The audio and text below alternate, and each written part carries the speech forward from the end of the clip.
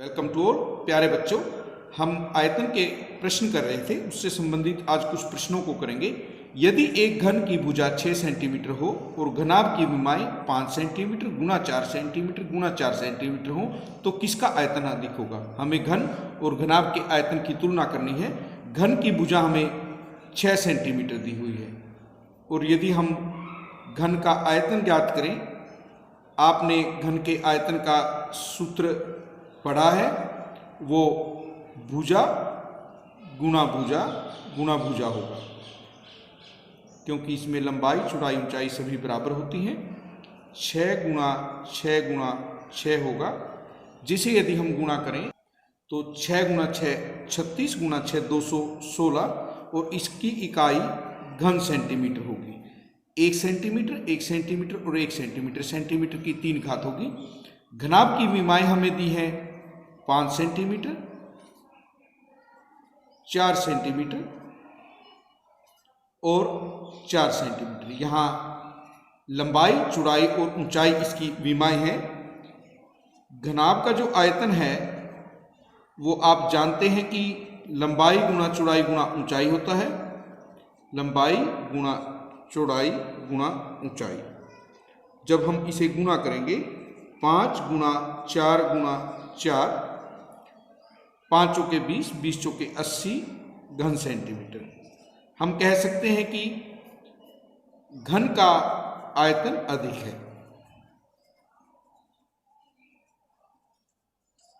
तो इस प्रकार हम इनकी तुलना करेंगे। नेक्स्ट क्वेश्चन देखिए। यदि एक बेलन का व्यास 9 सेंटीमीटर और ऊंचाई 28 सेंटीमीटर हो तो आयतन क्या होगा। हमें बेलन का व्यास दिया है जो कि 9 सेंटीमीटर है। हमें इसकी त्रिज्या ज्ञात करनी है और हमें पता है कि त्रिज्या व्यास की आधी होगी, 9/2 सेंटीमीटर। बेलन की ऊंचाई हमें दी गई है 28 सेंटीमीटर। हमें इसका आयतन ज्ञात करना है और बेलन के आयतन का सूत्र आपको पता है कि पाई r² h होता है। पाई की जगह 22/7 लेंगे।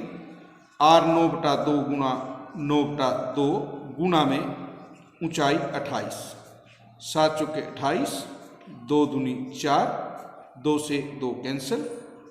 तो इस प्रकार हम देखते हैं 22 गुना में 81, इसका मान आप देख सकते हैं 1782 घन सेंटीमीटर इसका आयतन होगा।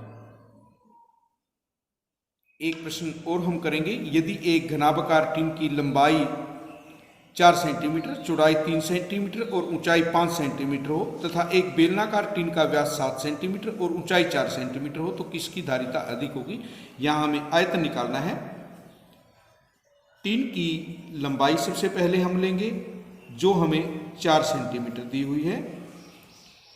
चौड़ाई हमें 3 सेंटीमीटर दी गई है और ऊंचाई हमारे पास 5 सेंटीमीटर है। ये घनाभाकार टिन है। घनाभ का जो आयतन है वो हम जानते हैं कि लंबाई गुना चौड़ाई गुना ऊंचाई होता है। जब हम इनके मान रखेंगे 4 सेंटीमीटर गुना 3 सेंटीमीटर गुना 5 सेंटीमीटर होगा। 4 तिये 12 पंजे 60 घन सेंटीमीटर इस टिन की धारिता होगी। अब हम बेलनाकार टिन लेंगे। बेलनाकार टिन का व्यास हमें 7 सेंटीमीटर दिया गया है।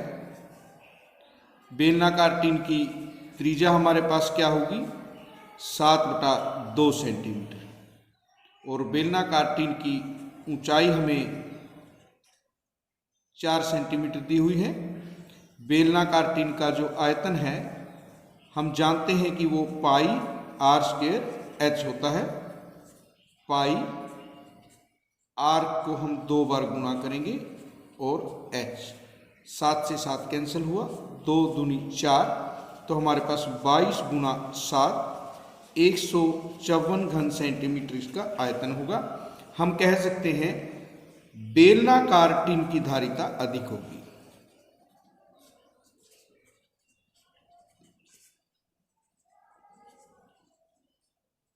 इस प्रकार हमने अपने आयतन का पार्ट पूरा कर लिया है। इसके बाद हम नए चैप्टर को शुरू करेंगे। आप यहाँ तक अपना काम कंप्लीट करें।